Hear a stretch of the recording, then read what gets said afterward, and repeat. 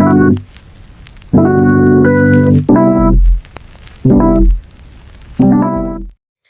turma, bem-vindos a mais um vídeo. Como vocês estão?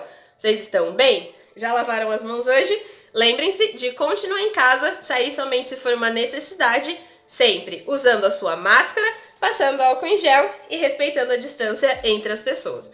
Hoje nós vamos começar fazendo um desenho no papel de uma releitura de um dos vasos de flores que o Di Cavalcanti fazia aí ao longo da sua carreira. E aí como vai funcionar? A partir de agosto, tudo que vocês fizerem precisa ser entregue e aí os vídeos vão ser sempre separados em etapa de construção do desenho no papel e finalização do desenho no sketchbook. Dependendo da complexidade, a gente pode dividir em até 3, que é montagem do desenho no papel, contornos desse desenho e aí preenchimento com cores. No vídeo de hoje nós vamos fazer esse vaso de flores número 1 e além disso também tem o tutorial da caneta Touch que eu quero mostrar para vocês, feitos com materiais bem simples que todo mundo tem em casa e eu espero que ajude vocês. Vamos lá? Oi turma, bem-vindos a mais um vídeo. Hoje nós vamos começar nossos processos de releituras, então é essencial que vocês entendam como os vídeos vão funcionar. A gente vai sempre ter uma parte 1, ok? Que vai ser o processo do desenho no papel. Esse processo de desenho no papel, ele é importante para a gente pegar questões mais técnicas, né? Por exemplo, profundidade, composição, perspectiva. E depois a gente vai ter uma parte 2 e até 3 quando for no sketchbook. Por que até 3? Se o desenho for muito complexo, a gente pode separar em 3 partes, fazendo um vídeo de contorno e um outro vídeo fazendo só os preenchimentos. Eu acredito que assim o processo para vocês também vai ser melhor, então é exatamente por isso que eu separei desse jeito. Então geralmente a gente vai ter parte 1, desenho no papel, parte 2, sketchbook. A gente só vai ter uma parte 3, como quando eu falei, né? Se a gente tiver um desenho muito mais complexo para fazer, ok? Então eu vou tirar essa folha. Não se preocupem, ela vai ser usada para outra coisa, ela não vai ser descartada, mas ela vai ficar aqui do lado. Então eu vou pegar aqui o meu caderno, ok? Estou com o meu caderno aqui, vou pegar a régua e, como de costume, separar um espaço que a câmera consiga captar e que vocês consigam desenhar. A primeira releitura que nós vamos trabalhar vai ser um quadro de natureza morta. Já tirando essa dúvida, natureza morta não significa necessariamente coisas que estão mortas, mas sim coisas que estão paradas, objetos inanimados, como vasos de flores, cestas de café da manhã, cestas de frutas, partes da cozinha que vários artistas e pintores gostam de pintar às vezes. Enfim, literalmente são os objetos de estudo. O processo de uma natureza morta é você querer estudar composição, luz, sombra, diversos tipos de coisa. Então, no nosso caso, nós vamos começar uma série de naturezas mortas com os vasos de flores que o Di Cavalcanti foi pintando aí ao longo da sua carreira. Ou seja, quando vocês pesquisarem vasos de flores e Di Cavalcanti, vocês vão ter eras e eras muito diferentes. Vocês vão ter períodos em que ele tá bem cubista, vocês vão ter períodos que ele tá bem modernista, períodos que ele tá super expressionista alemão, e tudo isso por quê? Porque são as influências que ele tinha ao longo da carreira. Então, vasos de flores são uma série de estudos que ele foi fazendo de naturezas mortas, ou seja, dessas flores. Só recebe o nome de natureza morta porque é uma categoria. A mesma coisa que a gente fala pintar paisagem. Paisagem pode ser qualquer coisa, desde que seja um cenário e esse cenário seja uma paisagem. Então vamos lá. Primeiro de tudo, a gente precisa começar fazendo o fundo. Eu vou deixar o quadro aqui do lado para vocês, então todo o processo de desenho vai acontecer aqui, e do lado vai ficar o quadro para que vocês entendam a minha referência, que vai ser referência de vocês também. Esse desenho vai ter que ser entregue, então faz primeiro no papel, depois faz o digital, e depois do digital eu vou mostrar para vocês como entregar tudo bonitinho. Primeiro de tudo, ele tem uma parede lá atrás, então eu vou fazer aqui um traço leve, fazendo a marcação dessa parede, que é como se fosse o fim daquela sacada. E aí ele tem uma mesa, que eu também vou fazer uma marcação leve da mesa. Todas essas coisas retas, a gente vai ter a oportunidade de usar as ferramentas de réguas e guias quando tiver no sketchbook. Então, não tenham medo de usar réguas para fazer os desenhos de vocês, porque no sketchbook ele também tem régua, então não tem por que ficar com medo de não conseguir usar. Então, ele tem uma mesa. Nessa mesa, ele tem mais ou menos este espaço aqui para o vaso. Então, a gente já deixa esse esboço e aqui o esboço da folha também. Então, por que o esboço? Porque é uma marcação. Releituras, a gente costuma colocar as nossas características. Então, para essa primeira releitura que a gente está fazendo, a gente vai tentar fazer parecido com a obra de arte. Para os próximos, a gente vai trabalhar outras temáticas, como coisas que a gente tem em casa, o que a gente tem de bonito em casa, o que você acha que fica bonito na sua casa, no sentido de, por exemplo, eu acho que isso daqui é uma parte que eu gosto, durante essa quarentena foi algo que eu observei bastante. Por exemplo, eu gosto muito de como é o meu filtro de barro. Sabe aquele filtro de barro de beber água? Provavelmente eu vou usar ele como objeto de estudo da minha natureza morta quando eu for fazer. Como vocês podem ver no quadro ao lado, ele tem como se fosse uma sacada. Então a gente vai vir aqui e respeitar. Por que tinham tantas sacadas nas obras do Di Cavalcanti? Isso foi uma das perguntas que surgiram aí. O que acontece as casas antigas do Rio de Janeiro são casas coloniais, casas imperiais, enfim, que foram construídas nesse período, elas tinham muitas sacadas. Provavelmente as pessoas gostavam muito de ficar olhando a rua, vendo, enfim, a vida acontecer. Uma das coisas que eu também já comentei com vocês é que, principalmente nas obras e nos quadros onde ele está falando de carnaval, vocês conseguem perceber que existem muitas pessoas fortemente envolvidas em suas sacadas vendo o carnaval passar. Isso também é uma das atividades que as pessoas costumavam fazer, né? Assistir os eventos das suas janelas. Então, isso também é uma resposta aí para a grande pergunta: por que tantas casas com tantas sacadas? Bem, aqui a madeira, ali, como vocês podem ver no quadro original, ele também tem essas ripinhas aqui na sua sacada. Então aqui tá feito. Temos as marcações iniciais, ok? Tudo bem de leve. Essa parede de trás também tem umas texturas que a gente já pode deixar marcado. E aí, com um lápis, mesmo lápis, com a mão mais pesada, você vai fazer as marcações que você já vai considerar oficiais. Então eu vou vir aqui, ó. Vou fazer um contorno mais pesado no vaso.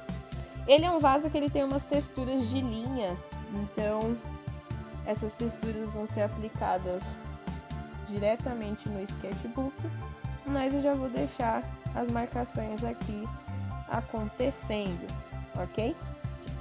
Também tem duas maçãs, então eu vou aproveitar e deixar as minhas maçãzinhas aqui e depois só fazer o contorno delas mais fortes, mas já estão aqui. Então essa é a nossa primeira atividade que deve ser entregue, é a releitura de um dos vasos. Nós teremos outros modelos, nós teremos modelos diferentes para se inspirar. E aí, como eu falei, ó, você vem seguindo no desenho que você está se inspirando. Então, nesse primeiro modelo, eu vou tentar fazer as folhas, tudo o mais próximo possível ali do que é o original, tá vendo? Então, na hora da gente pintar, que a gente estiver lá no sketchbook, pode ter certeza que algumas dessas coisas vão ficar um pouquinho diferentes, mas nada muito diferente. Porque, como falei, a gente está trabalhando essa releitura tentando fazer o mais parecida possível. E aí, as próximas, sim, a gente vai tentar trabalhar uma coisa mais o que você tem na sua casa, o que tem de bonito e tudo mais, ok? Então, aqui eu tô fazendo aquela flor branca, as partes das folhas verdes. E agora é só reforçar esse espaçamento aqui, principalmente da mesa. Como eu falei, não tenham medo de fazer as coisas que são retas, porque lá dentro do sketchbook depois a gente vai ter como fazer isso reto também, ok? Então, sem problemas. Ó, marcação da sacada. Marcações bem fortes, por quê? Pra você chegar lá no sketchbook e já saber o que você tem que fazer, o que você tem que pintar, o que é, o que não é. Tá vendo? Então tenta deixar tudo o mais correto aí que você conseguir, ok? Então tá aqui a minha sacadinha bonitinha. Dessa vez usando a régua. Depois você vem com a borracha, de preferência a borracha um pouco mais limpa do que essa. E com a mão leve vai apagando os traços de baixo, tá vendo?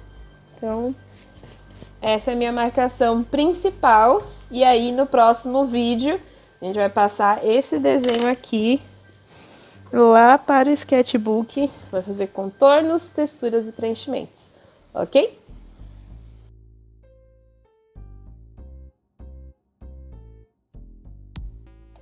Oi, turma! Como eu havia prometido para vocês, eu vou mostrar como faz a caneta... Oi, turma! Como eu havia prometido para vocês, eu vou mostrar como faz a caneta de touch caseira. Esse é um teste número 2, que tem algodão dentro. Então, se vocês verem, ele tem a base bem mais reta, tá vendo? Que acabou sendo melhor.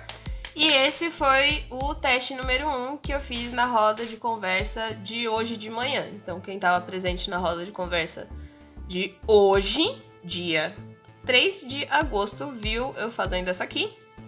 E aí, na sequência, assim que acabou a roda, fiz essa daqui pra testar. Então, a única diferença entre elas é que essa tem o algodão, ok?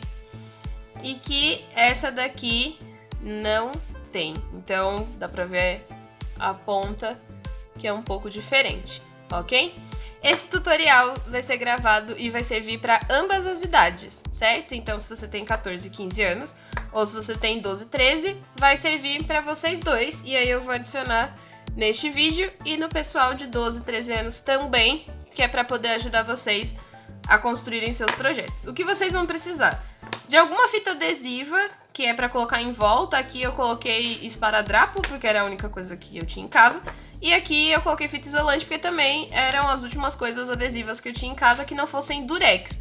Nenhum dos tutoriais eu vi ninguém usando durex, então provavelmente é porque não deve funcionar. Algodão, esses daqui também são os únicos que eu tenho em casa, que são esses de disquinho, tá vendo? E eu vou usar eles mesmos, não tudo isso, é só pra vocês verem. E o mais importante, que é ter uma caneta velha pra fazer, essa caneta já não funciona mais. E papel alumínio, que é desses do mais barato aí que você encontra no supermercado. Eu vou abrir aqui o que seria mais ou menos 30 centímetros de papel e rasgar, tá vendo? Fazer o corte. E aí dobrar ele. Nos tutoriais não fala a diferença de deixar o brilhante pra fora ou o opaco pra fora. Então, o que eu vou fazer? Nessas duas eu deixei a parte brilhante pra fora, então nessa daqui eu também vou deixar o papel brilhante pra fora. Pra quem não sabe, o papel alumínio tem um lado fosco, tá vendo? Que geralmente vai pra dentro do forno pra poder aquecer, e o brilhante é pra fora. Geralmente é assim, ou é o contrário. Mas enfim, pra caneta eu vou deixar o brilhante pra fora. E aí o que eu vou fazer? Agora que eu tenho aqui ele dobradinho, tá vendo? Ele já tá mais ou menos do tamanho da minha caneta. Eu vou pegar o pedaço de algodão. Ele não precisa ser muito grosso, acredito eu, tá vendo? Ele desmonta. Aí você vem aqui e vai já preparar a sua ponta. Então eu já vou deixar viradinho desse jeito, ok? Pra não ficar me atrapalhando quando eu for colocar o próprio alumínio também. Então tá bonitinho assim.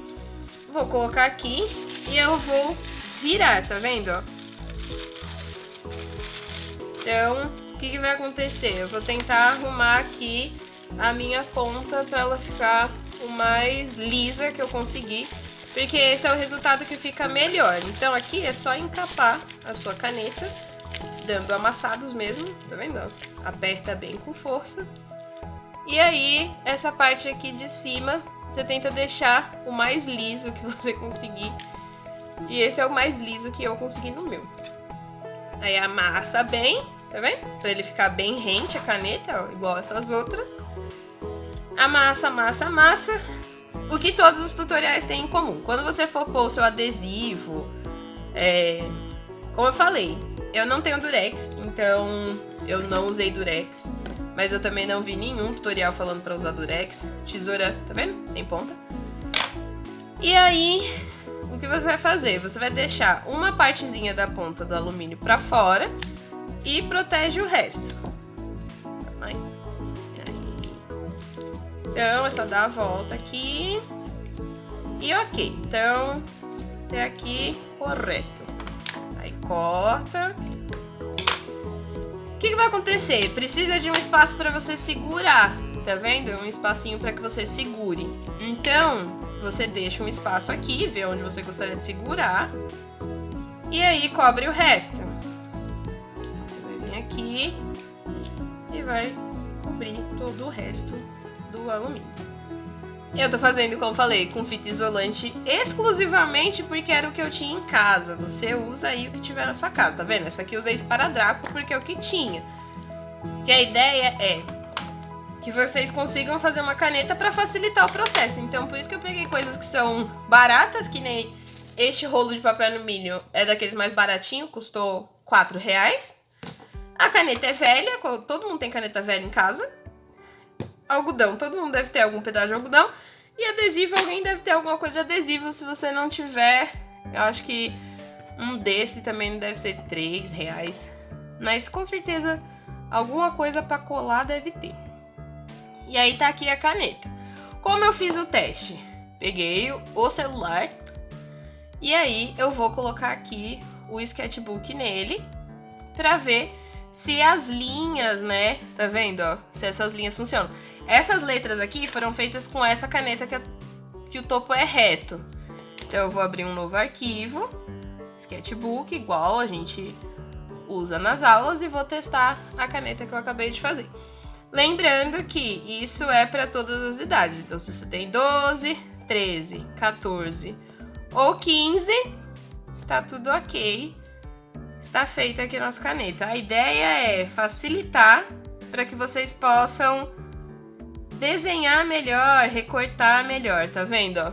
Tá aqui no 6, eu vou deixar mais fino, arrastando pro lado. E aí vamos testar se vai. Funcionou. Vou arrastar pra cá, pra ver se funciona. E funcionou também. Então, até aqui, tudo ok. Quando vocês forem fazer o de vocês, escolham uma caneta que vocês não usem mais. E como falei, esses materiais são coisas baratas e que provavelmente vocês têm em casa. Se precisarem de tesoura, uma tesoura sem ponta. E aí, este foi o nosso tutorial. Eu espero que funcione com vocês. Como eu falei, ó, modelo número 1 sem algodão e a ponta também funcionou. Modelo número 2 com algodão e a ponta reta também funcionou. E o último modelo que a gente fez junto, uma ponta meio arredondada com algodão, e também funcionou, ok? Então eu espero que isso ajude vocês pra gente poder fazer o material para amostra, ok?